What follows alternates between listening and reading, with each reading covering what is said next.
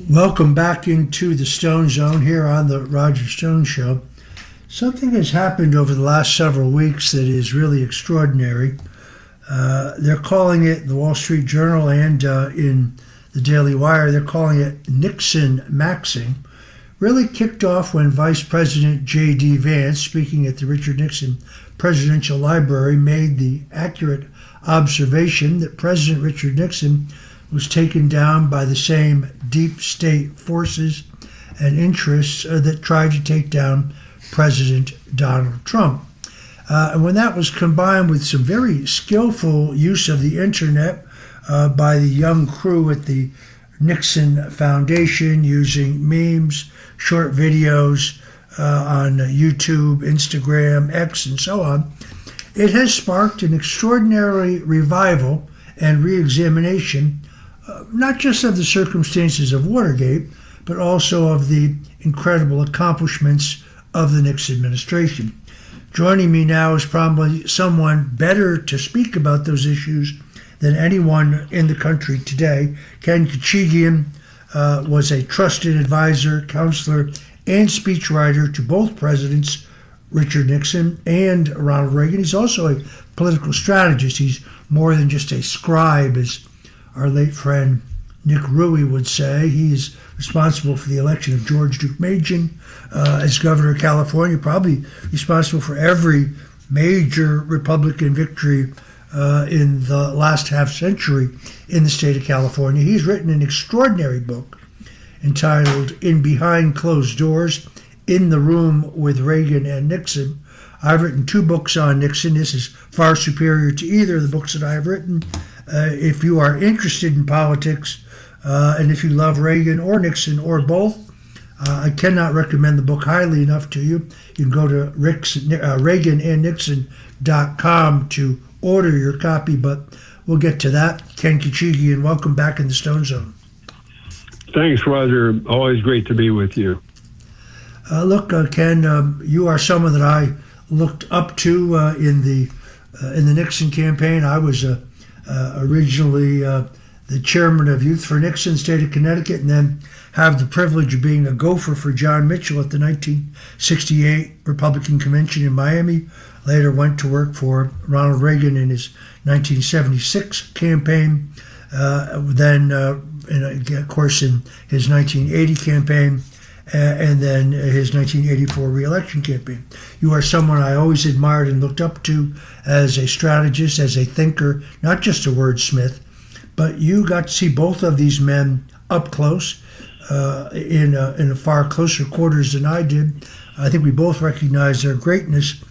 It's funny because with President Nixon in his post-presidential years, when I was working on his schedule and just doing general errands for him, both Monica Crowley, now serves as the U.S. ambassador to protocol, and I assured him that the day would come when his presidency would be reevaluated. He seemed skeptical, but lo and behold, here we are. What do you think? Well, that's absolutely true. You know, your listeners should know that in my advanced years would reconcile before it, because I was in the 1968 campaign as a young law student at Columbia, and I hired by Pat Buchanan, the legendary conservative, and then worked for Alan Greenspan in that 1968 campaign. He was my boss as a domestic policy advisor. I was a research assistant, and then of course went into the White House under President Nixon. But when he resigned after Watergate, then he asked me to come out to work for him in the Western White House after his resignation, and we did his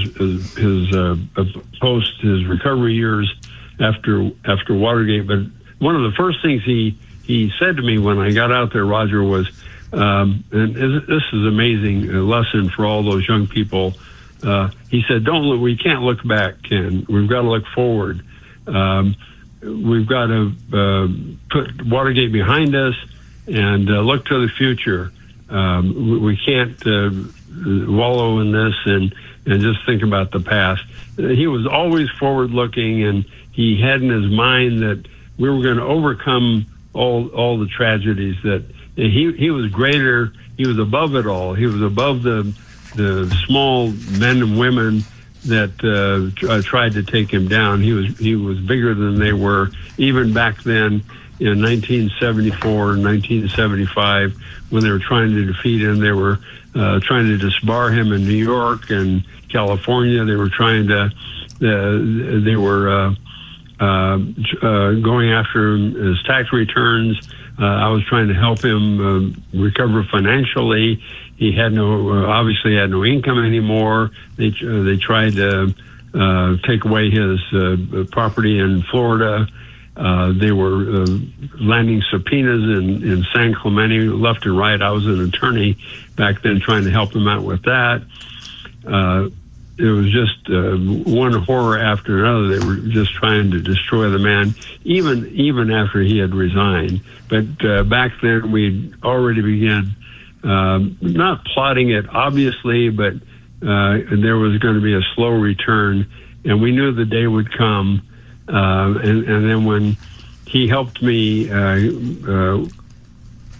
a contact with the Reagan campaign in 1980, and then allowed me to be his secret intermediary with Ronald Reagan, which I document in detail in my book. When people read my book, that nobody knew about, that Nixon was counseling Reagan in the 1980 campaign with secret memos that I passed along to Reagan, and in secret conversations that I had with Nixon that I passed along to Reagan. Nixon was showing his brilliant political mind, and it was part of that great comeback that he started. So, and now here it is, 40 years later, 45 years later, the comeback is making its fruition justifiably. Yeah, and the great beauty of this, I can just tell you from a commercial point of view, I wrote a controversial book on the Kennedy assassination. It became a New York Times bestseller. It still does quite well. I wrote 2 books on President Nixon. Unfortunately, up until now, the issue of Watergate has been like a decided issue. Oh, he was a paranoid criminal. He was a horrific person. He was a crook. And it has obscured any focus on the amazing accomplishments of his presidency. And I myself have to admit, I wondered, after pounding away at this for a decade, whether his historical record would ever get the fair assessment that it so richly deserves. And now, in a strange way, Vice President Vance, with his comments, and this very innovative crew at the Nixon Foundation, have found an entirely new audience to reassess which was an extraordinary record.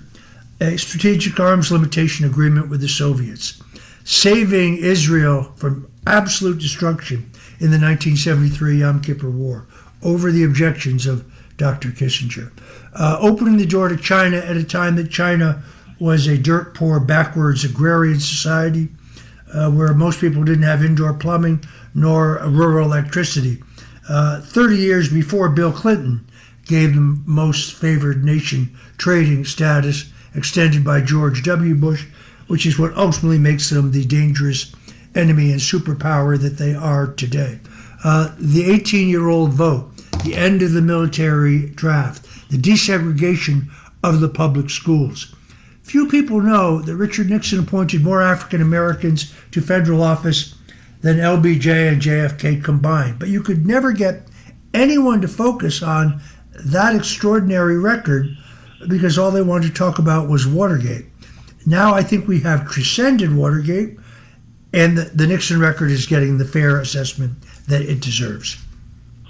Well, and that's absolutely correct, and that's part of it. But the other part of it is that they're finally, thanks in great part to my colleague Jeff Shepard, who has exposed a lot of the ethical corruption of the Watergate years by the people who were attacking President Nixon.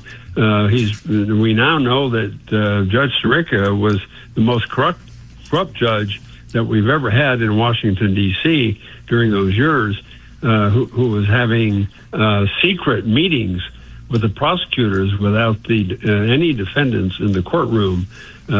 He was meeting with the chief prosecutor to set up meetings with the appeals court judges so that all of his rulings could not be overruled by the appeals court.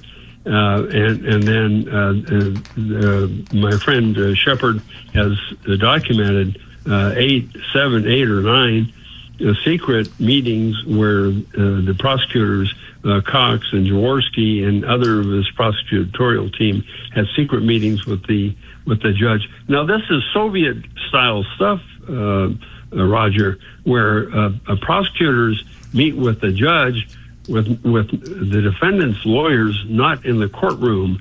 This is stuff that happens in societies, in totalitarian societies where defendants have no rights. That's one part of what we're looking at. The second part of what we're looking at is like that which is recorded in my book, and that is Nixon's brilliance, which has emerged over the years in the secret memos that he sent to Reagan that shows his political brilliance. He, in these memos he wrote in advice to Reagan, Nixon was the probably the most brilliant political strategist we've had in the Cold War era. When he wasn't involved in his own campaigns, when he in his analytical advice that he gave to Reagan was just absolutely magnificent, as documented in 2 brilliant memos in the 80 campaign and subsequently in the 84 campaign, giving advice to Reagan on debates, and then subsequently advising him during his presidency. And those are in the appendix of my book that people will find fascinating.